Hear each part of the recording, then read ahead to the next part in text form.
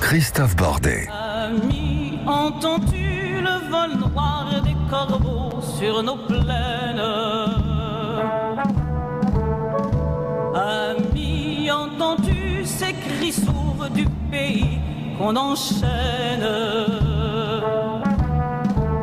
La libération, chers amis, et oui, bon, évidemment, on peut pas comparer à la fin de la guerre, c'est pas la même chose, même si le président a encore utilisé une seule fois hier le terme guerre d'ailleurs. La libération, c'est à partir du 11 mai, oui, le 11 mai, c'est le président qui l'a dit, on va pouvoir cocher, tiens, jour après jour sur le calendrier, hop, un jour en moins, hop, un jour en moins, ah, l'espérance est là. Mais il y a un mais, oui, parce que une nuance apportée par le ministre de l'Intérieur, Christophe Castaner, ce matin, écoutez bien, le 11 mai n'est pas une certitude, mais un objectif. Évidemment, ça change tout. Et oui, le diable se cache dans les détails. Oui, car d'ici là, tout peut arriver, tout, y compris évidemment une recrudescence du coronavirus si le confinement n'est pas respecté. Pierre Baudran, maire de Mirande dans le Gers, est avec nous. Bonsoir, Pierre Baudran. Bonsoir, monsieur. Bonsoir. Merci beaucoup d'être avec nous dans Les Vraies Voix sur Sud Radio. Alors racontez-nous, heureux maire que vous êtes, puisque vous avez plein de masques. Comment avez-vous fait? Je n'ai pas plein de masques, je suis heureux de les avoir, mais pas heureux de ce qui se passe en ce moment. Effectivement, alors comment j'ai fait? J'imagine. Comment j'ai fait? C'est-à-dire que Mirande fait partie des villes du réseau Citaslo. Je ne sais pas si vous connaissez le réseau Citaslo. C'est un label de qualité. Un label de qualité. Oui. Il y a 30 pays où des villes sont labellisées Citaslo. Il y a à peu près 260 villes dans le monde sont des villes du bien vivre en fait. Donc du bien vivre, c'est un label qui est apparu en Italie il y a 20 ans maintenant, et effectivement Mirande a adhéré à ce label. Il n'est pas facile d'y rentrer puisqu'il y a 72 critères de qualité sur la ville, donc c'est transversal effectivement. Et donc bon, j'ai la chance depuis maintenant 7 ans d'être dans ce label, d'avoir acquis ce label, et je suis président du réseau français de ce label. Il y a 11 villes françaises labellisées Citaslo.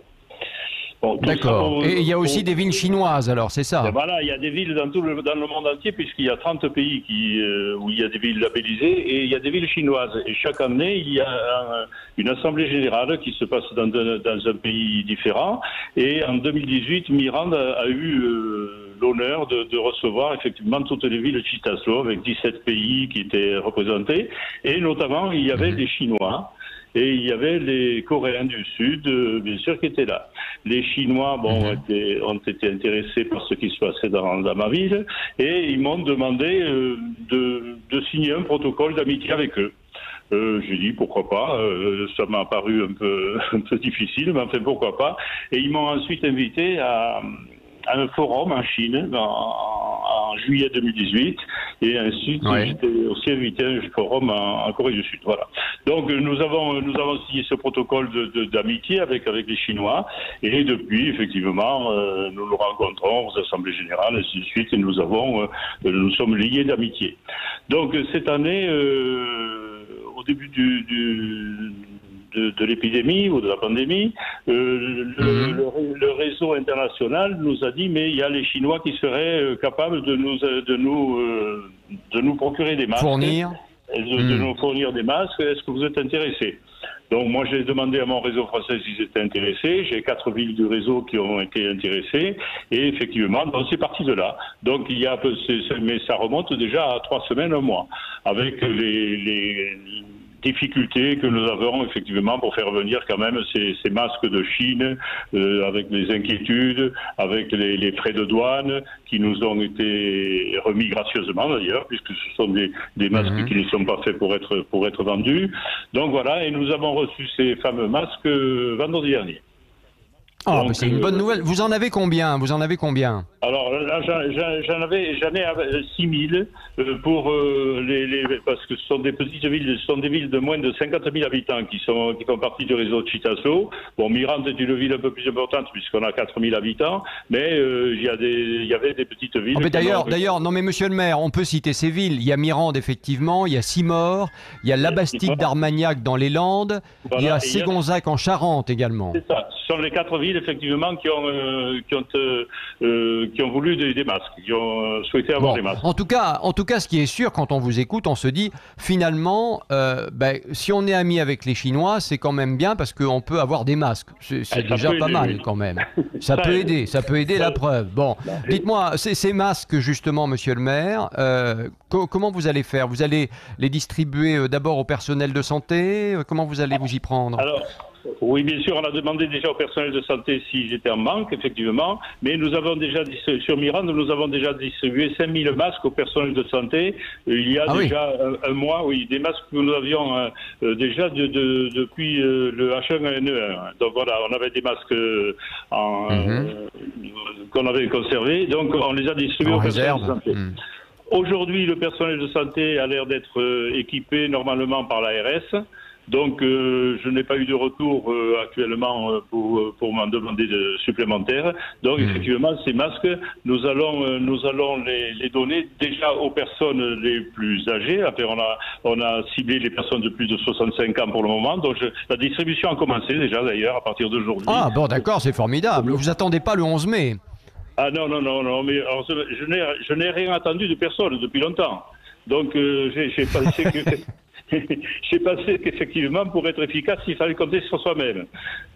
Oui. D'ailleurs, alors, tout le monde n'est pas d'accord sur le fait de compter sur soi-même, parce que si j'ai bien entendu le président hier, il a dit qu'il était recommandé donc que tout le monde porte des masques à partir du 11 mai, s'en remettant à vous, s'en remettant au maire. Vous voilà appelé à la rescousse après avoir été tant ignoré pendant tant de mois. Vous devez sauter de joie, j'imagine, monsieur le maire. Je ne saute pas de joie, mais effectivement, c'est quelque chose... C'est pour ça que depuis longtemps, si vous voulez, on pense qu'il vaut mieux compter sur soi-même que sur les belles paroles que l'on peut entendre ici et là. Donc, effectivement, alors ce sont des masques qui sont quand même des masques de qualité, puisque ce sont des masques KN95, c'est-à-dire ce sont des masques qui sont supérieurs au FFP2. Donc, oui, carrément. Oui, carrément, parce que les Chinois ne font pas dans la dentelle, ils m'ont envoyé ces masques-là, donc voilà. Donc ces masques vont être distribués en priorité aux petits commerçants et aux petits artisans qui travaillent sur Mirande, effectivement, et dans les autres villes, je suppose que ça sera pareil, qui travaillent sur Mirande et qui ont continué à travailler malgré l'épidémie et qui ont permis, effectivement, aux personnes de vivre normalement. Voilà, donc j'ai Pierre Baudran, permettez-moi de vous féliciter parce que je trouve franchement que vous êtes un maire très malin finalement. Vous avez les mains dans le cambouis et vous faites. Mais oui, on peut vous applaudir parce que franchement, vous faites un super boulot pour votre population et pour toutes ces communes qui appartiennent à ce réseau. Et je trouve ça formidable. Philippe Binger, vous vouliez faire un commentaire peut-être? Ah ben moi je trouve Monsieur le maire tout à fait remarquable et je suis persuadé qu'après cette amitié qui est totalement désintéressée avec les Chinois et qui a abouti à des résultats remarquables sera continuée. Ça montre bien, Christophe, ce qu'on avait dit il y a quelques jours, que les maires ont un espace de liberté et d'entreprise que malheureusement l'État n'a pas toujours. C'est vrai, Docteur Dorido. Non, écoutez, je trouve bien sûr l'initiative de M. Baudran extrêmement louable. Simplement, je regrette que tous les citoyens français ne soient pas logés à la même enseigne. Le personnel soignant de bien des établissements de santé en ce moment manque de masques. Et c'est vrai que, bien sûr, je salue votre initiative, M. Baudran. C'est super. Maintenant, c'est vrai que ça me semble introduire une rupture d'égalité entre les Français, tout simplement, parce que tous les maires sont loin de prendre de telles initiatives et ça pose la question de tous ces Français qui n'habitent pas Mirande. Non mais après, évidemment, c'est très compliqué. C'est très compliqué En parce même que temps- regardez le maire de Sceaux, par exemple. Demain, le Conseil d'État va se prononcer sur l'initiative qu'il a prise, c'est-à-dire mettre en place ces masques en tissu.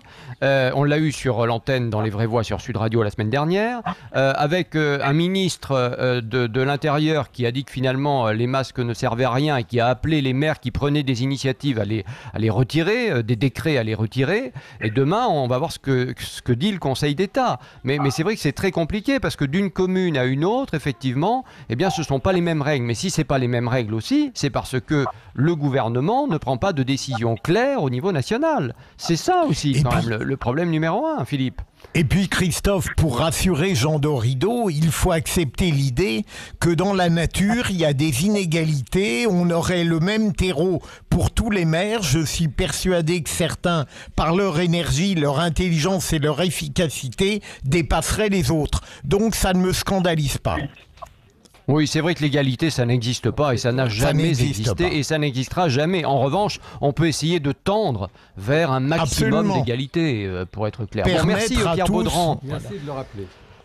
Merci Pierre Baudran d'avoir été avec nous, maire de Merci à Mirande vous. dans le Gers, pour cette initiative. Bon, ben voilà, moi je trouve que c'est un maire très très concret, très positif et une belle initiative en tout cas. Tiens, les vraies voix, Philippe Binger, le président a convaincu hier 75% des Français, selon un sondage, 75% convaincus par les raisons pour lesquelles le confinement est prolongé. Vous en pensez quoi, Philippe ? Alors je crois, Christophe, qu'hier, il était évident qu'une adhésion immédiate allait se produire dans la mesure où on avait apparemment des réponses claires et définies. Et puis à partir d'aujourd'hui, évidemment, je crois que l'adhésion commence un tout petit peu à se dissiper dans la mesure où les modalités du déconfinement restent très très flous et sont même discutés. Et comme vous l'avez dit tout à l'heure, même le 11 mai n'est plus une certitude mais un objectif. Donc dès oui. le lendemain, les choses qui paraissaient très claires, très rassurantes, commencent naturellement un peu à se déliter. Ben, ça devient flou. Et quand c'est flou, Oui. comme on dit, il y a un loup. Voilà. Absolument. Donc c'est ça le problème. Docteur Dorido, vous en pensez quoi, vous ? Écoutez, j'en pense, pour ne rien vous cacher, que je suis plutôt dans les 25% restants. Ça n'a rien de personnel concernant le chef de l'État. Simplement, c'est vrai que je trouve qu'il est assez, je dirais, hollandien dans sa façon justement de présenter les choses. Il y a un art de cultiver l'ambiguïté, de réussir à dire tout il et a son été à la contraire. bonne C'est le école, il fameux faut en quand même le temps. rappeler.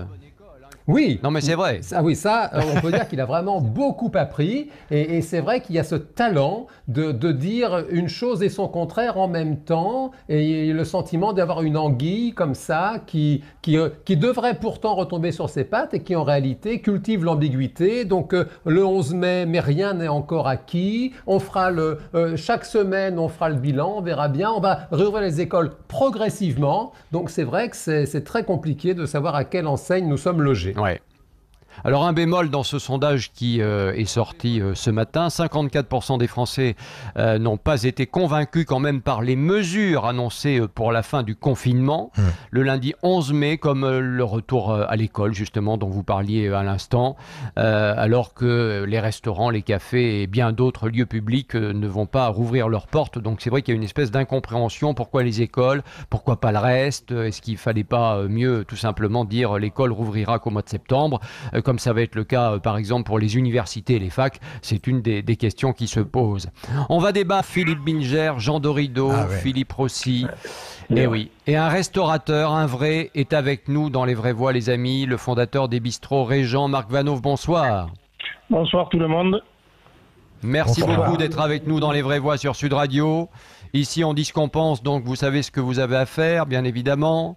Les bistrots Régent, tiens, Philippe Binger, avec la signature du chef Etchebest, vous connaissez ou pas, vous? De nom, mais je n'y suis pas allé encore et c'est sans doute une grave lacune. Oui, oui, c'est absolument, une grave lacune. Mais Oui, quand il je va falloir serai attendre un petit peu, je vous déconfiné, le dis. mais Il va quand je falloir attendre serai un petit peu, là, pour y déconfiné, aller, hein. je vous promets d'y Faudra aller. attendre, ouais. Voilà. Bon, en tout cas, c'est du bistrot de qualité, on va dire. Voilà, canard, saumon à la plancha, frites maison, salade verte et le tour est joué. Alors, je connais bien celui de la Beige, à côté de Toulouse, pour ne rien vous cacher, Marc Vanov. Marc Vanov, combien de bistrots Régent en France aujourd'hui? Combien de salariés? 130 bistrots, 1600 salariés. Mais vous savez, je suis plus là pour donner, on va dire, comme vous dites, un coup de gueule, mais un coup de gueule pour l'ensemble des commerçants et entreprises françaises. Et des restaurateurs et des entreprises, vous avez raison. Non, mais c'est pas ça, c'est qu'il faut jouer collectif. Pourquoi? Parce que je suis un peu remonté contre les syndicats qui auraient dû faire une réunion intersyndicale des différentes corporations qu'on peut retrouver dans notre pays, de façon à ce que d'une seule voix, ils aillent voir le ministre de l'économie. Là, c'est de la cacophonie. Ils reçoivent les restaurateurs, ils reçoivent les coiffeurs, ils reçoivent les fleuristes, ils reçoivent... Non, mais attendez, ils savent plus donner de la tête. On s'est très mal organisé. Donc aujourd'hui, évidemment, on se mange la feuille de match parce que ils savent plus où aller. Alors ils essayent de faire au plus pressé pour essayer de faire plaisir à tout le monde. Alors qu'en réalité, il fallait les voir avec des mesures concrètes qui s'appliquent à tout le monde. Et donc on a fait une erreur stratégique incroyable. Ça doit nous servir de leçon pour le futur. Il faudra organiser ça parce que là, malheureusement, on n'avance pas. Ils se trompent complètement dans les mesures. Alors il y a de bonnes mesures. Hein, mais vous avez l'impression, Marc Vanov, vous avez l'impression d'abord, pour commencer, que effectivement les syndicats auraient dû y aller en interprofessionnel, c'est-à-dire que toutes les professions du commerce auraient dû y aller ensemble plutôt que séparément. C'est-à-dire que il aurait fallu qu'ils se réunissent avant, qui ait un leadership qui soit mis en avant et qui représente. On aurait eu plus de facilité à obtenir des choses précises, mais il faut demander des choses qui sont réalisables. Les syndicats sont montés en demandant la catastrophe sanitaire. On vous entend plus. Marc Vanov est avec nous. Marc Vanov, on vous entendait plus là. Ça a coupé. Vous m'entendez? Ne bougez pas trop. Hein. Restez près de l'antenne et ne bougez pas trop. Ouais. Ok. Oui, je disais, les assurances, les syndicats, ils ont demandé de suite la mise en catastrophe naturelle sanitaire, mais on n'a pas cotisé pour ça dans les contrats, il n'y a pas l'argent. Les assurances, c'est 13,7 milliards de chiffres. Là, il nous faut 20 milliards par mois de pertes d'exploitation. Ils ont demandé des choses qui ne sont pas possibles à obtenir. Il faut que ce soit une charge répartie sur l'ensemble des intervenants. L'État, les propriétaires. Pourquoi les propriétaires ne participeraient pas solidairement à la fermeture de nos commerces? Pourquoi? Simplement parce que nous, quand on nous a fermés, on n'a pas eu le choix et on nous a dit, vous n'avez qu'à prendre des crédits. Eh bien, les propriétaires, ils doivent faire comme nous, on leur paye pas le loyer, l'État doit prendre un arrêté pour leur dire de ne pas facturer de loyer pendant que les commerces sont fermés et ils font comme nous, ils prennent des crédits, tout simplement, et l'URSSAF, ils nous retiennent les paiements et ils se mangent les cotisations qui étaient en cours et ils font comme nous, s'ils ont besoin d'argent, ils font un crédit. Il faut parler à tout le monde comme on nous a parlé à nous. Il faut qu'on soit tous sur le même pied d'égalité et qu'on étale la charge sur l'ensemble. Les banques, le RSI, l'URSSAF, les propriétaires, l'État. Et puis, la chose la plus incroyable, c'est qu'il y a eu un G7, mais est-ce que vous croyez qu'ils ont demandé de l'argent aux Chinois, qui sont, eux, les précurseurs qui ont mis le virus qui est parti de chez eux? Ouais. Est-ce qu'ils ne devraient pas participer financièrement à donner une enveloppe à l'Europe et donner une enveloppe aux États-Unis? Personne ne demande rien parce qu'ils n'ont pas les cacahuètes de demander, mais les Chinois auraient dû donner quelques milliards d'euros à l'Europe et quelques milliards d'euros aux États-Unis. Et la Chine est un pays riche, mais ils n'ont pas les cacahuètes de le demander. Parce que ça. Mais Marc Vanov, vous avez raison, je trouve, parce qu'en plus de ça, si on y regarde de près, et puis c'est vrai que ça fait déjà plusieurs jours que nous on l'a déjà dit, c'est que cette histoire, finalement, aujourd'hui rapporte à la Chine, puisqu'elle est en train quand même d'inonder, il faut le dire, d'inonder le monde, la planète qui aujourd'hui fait face à ce coronavirus qui vient de Chine, d'inonder le monde avec ses masques. Elle fabrique des masques, elle ne les donne pas évidemment, elle les vend les masques. Donc résultat des courses, son économie repart plus vite, etc. Et nous on est chocolat. C'est une réalité, vous avez raison de le dire Marc Vanov. Et puis une deuxième chose, quand le ministre de l'économie dit on a donné 300 milliards de crédits, de caution de crédit. Alors déjà à 90%, alors qu'il faudrait qu'il soit 100% caution pour que tout le monde ait accès à ces crédits. Et la deuxième chose, ce matin, il disait, monsieur le maire, il disait on a déjà donné 10 milliards. Mais vous vous rendez compte, 10 milliards sur 300 milliards, mais c'est pas ça qu'il faut qu'ils nous disent. Il faut qu'ils disent il y a eu 1000 dossiers, il y en a eu 892 qui sont passés et 108 de refusés. C'est-à-dire il y a 10% à 20% des dossiers qui sont refusés. Et donc il dit on a donné 10 milliards. mais il y a eu 13,5 milliards de demandés. Et les pauvres qui ont demandé les 3,5 milliards qui n'ont pas eu leur crédit, ils vont crever. Ils vont crever. Et moi, c'est cela que je défends et c'est cela pour cela que je suis là aujourd'hui, parce que on ne peut pas dire d'un côté, comme le président de la République l'a dit, personne ne fera faillite, aucune entreprise, qu'elle soit la grosseur, ne fera faillite, et d'un autre côté, se porter qu'à 90% caution, alors qu'il faut qu'ils se portent à 100% pour que les banques disent oui. Parce que les banques, quand c'est et le chômage technique, le chômage technique plus, attendez, le chômage technique, Marc Vanhoove, plus l'annulation des charges. Est-ce que ça marche? Ça pourrait marcher. Le problème, c'est que l'annulation des charges n'est faite que pour ceux qui seront mis en redressement judiciaire. Et ça, par contre, ils ne le disent pas à la télé. Ils disent qu'il va y avoir une annulation des URSSAF et des charges sociales et des charges fiscales. Mais ce n'est réservé qu'à ceux qui seront mis en redressement judiciaire. Et personne ne veut y aller au redressement judiciaire. Donc, il n'y a que ceux qui vont y plonger parce qu'ils ne pourront pas faire autre chose. Donc, si vous voulez, c'est des effets d'annonce. Ça, ils devraient le dire. Ils devraient le rajouter quand ils annoncent ça. Parce que moi, hier soir, j'ai tous les restaurateurs qui m'ont appelé en me disant « Monsieur Vanhoove, ce que vous avez fait, ça a marché, il nous prend les charges, il va les annuler. » Je leur ai dit non, rêvez pas, c'est que ceux qui seront en redressement judiciaire et qui vont aller tout droit à la faillite. C'est tout. Et ils savent très bien. Ouais. Donc, on est mais vous avez bien fait, et vous faites bien de remettre les pendules à l'heure dans les vraies voix sur Sud Radio ce soir. Marc Vanhoove, vous restez avec nous d'ailleurs. Antenne ouverte 0826 3300, vous nous appelez et vous avez la parole. C'est parti. Sud Radio, les vraies voix. Prenez la parole. Au 0826 300 300, Edita nous appelle du Maine-et-Loire. Bonsoir Edita. Oui, bonsoir, merci. Bonjour à tout le monde. Bah écoutez... Bonjour Edita, vous êtes restauratrice, c'est ça vous, hein? Tout à fait. Je me suis énormément démenée parce que je suis toute seule. Je me suis débrouillée avec mes économies. J'ai travaillé d'arrache-pied pour monter mon projet. C'est une petite guinguette au bord de l'eau avec les animations musicales. Donc j'offre un bon moment aux gens. Je monte une structure qui est sur les terrains inondables. Donc j'embauche aussi les artisans.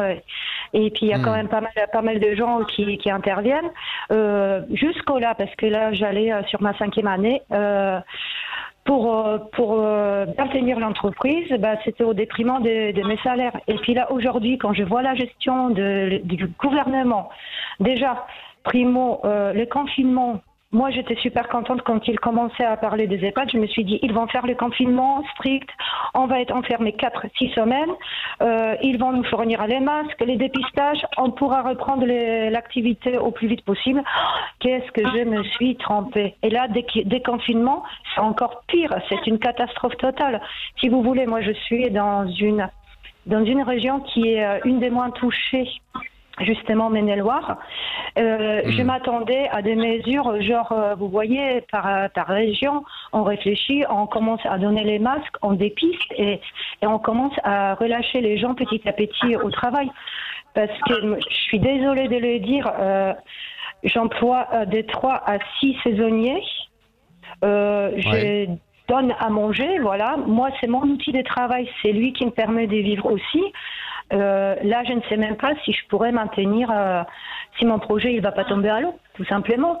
Avec vous n'êtes pas sûr de pouvoir maintenir votre restaurant, quoi, sur la saison, quoi. Bah là, la saison, si vous voulez, si je pouvais commencer le montage et ces 2 semaines, il faudrait que je commence à mi-mai pour éventuellement essayer de rentrer dans le frais sur 3 mois, avril, pas avril, mais juin, juillet, août, où c'est une activité les plus fortes. En septembre, à la rentrée scolaire, ça tombe, voilà. Bah oui, c'est normal. Oui, mais rien ne lui empêche de monter le restaurant. Hein. Donc là, oui, non mais après effectivement, si les gens, de toute façon, si les restaurants ne peuvent pas rouvrir, déjà pour commencer, même ce restaurant-là pourra pas ouvrir. Donc ça, c'est la première chose. Et surtout, la question qui se pose, c'est que hier, le président a dit que les concerts, les grands rassemblements ne pourraient pas avoir lieu avant mi-juillet au mieux. Ça veut dire que si de toute façon, il n'y a pas de concert, il n'y aura pas de salle de spectacle, il n'y aura pas de cinéma, il n'y aura toujours pas de restaurant, et on ne sait même pas si vous allez pouvoir rouvrir pendant l'été. Marc Vanhoove, c'est ça la question maintenant. Est-ce que vous allez pouvoir ouvrir pendant l'été? C'est même pas certain. Ça sera peut-être qu'au mois de septembre.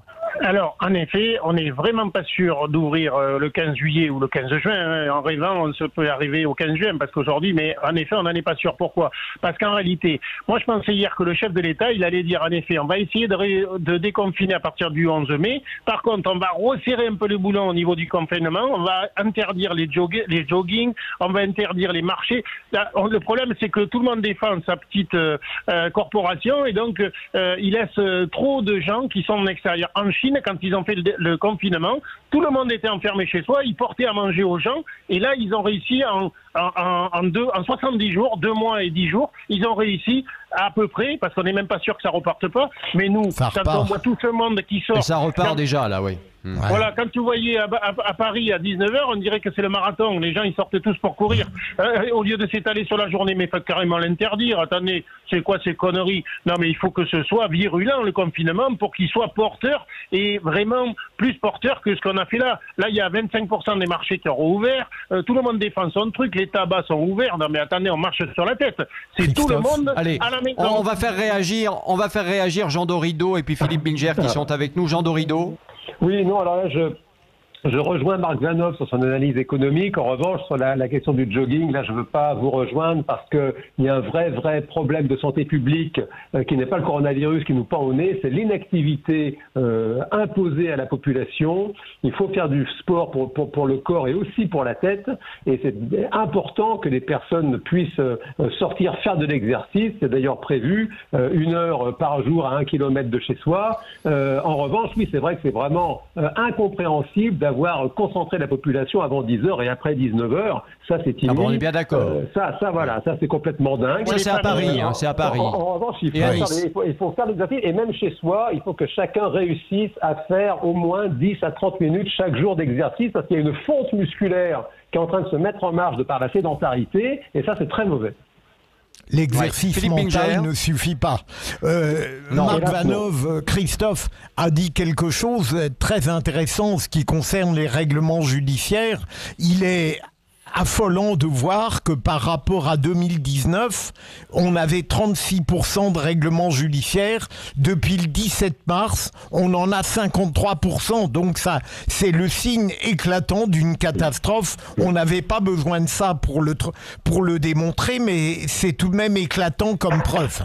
Vous allez voir, au mois d'avril, c'est multiplié par... vous allez voir, c'est énorme. Entre 100 et 200 000 entreprises au tapis. 100 et 200 000. 3 à 6 millions de chômeurs. Non, mais c'est énormissime. Énormissime. Non, c'est énorme. Absolument. Bien sûr.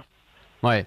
Dites-moi, Marc Vanov, avant de se quitter, si Macron est en face de vous, là, tout de suite, maintenant, dans les vraies voix sur Sud Radio, vous lui diriez quoi ? J'aurais aucun problème pour le convaincre de débloquer une partie et de faire débloquer en votant des amendements et des arrêtés qui obligent donc les propriétaires, les banques, les différentes institutions à étaler la charge sur le temps, c'est-à-dire prendre un crédit sur 10-15 ans. Cette crise, faut l'amortir dans le temps, mais dans le temps futur. Il faut pas nous dire, c'est maintenant qu'on a besoin de l'argent. Ils le savent très bien. Et je pense qu'ils comprendraient l'ampleur de la catastrophe parce que là, ils ont un petit coup de retard. Ils ont dit que c'était une crise XXL, mais ils nous donnent des tenues pour petits enfants. Non, il nous faut au moins du XL, parce que sinon on va tous crever. 70% des commerçants, parce qu'attention, la reprise sera très calme. Dans la mesure où il y a encore le virus, les gens auront peur de sortir. Donc on va tourner entre moins 20, moins 40, moins 60% du chiffre d'affaires, voire plus. Donc ça va être terrible.